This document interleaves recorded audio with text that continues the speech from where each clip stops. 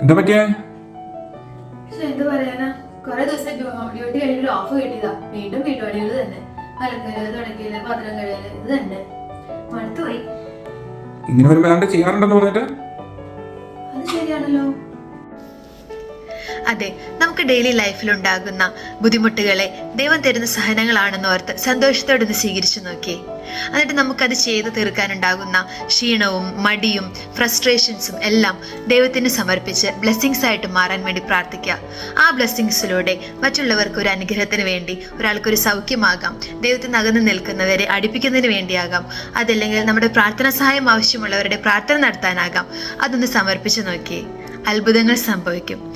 നമുക്ക് ദൈവം തരുന്ന ഓരോ ഓപ്പർച്യൂണിറ്റീസും കറക്റ്റായിട്ട് ഉപയോഗിച്ചാൽ നമ്മളും വിശുദ്ധിയുടെ മാർഗത്തിലൂടെ നടക്കും.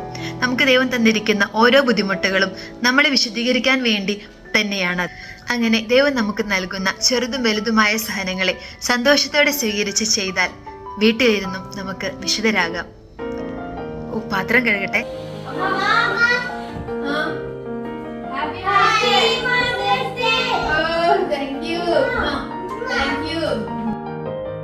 ഈ വീഡിയോ മദേഴ്സ് ഡേ ആഘോഷിക്കുന്ന ഓരോ അമ്മമാർക്കും സമർപ്പിക്കുന്നു.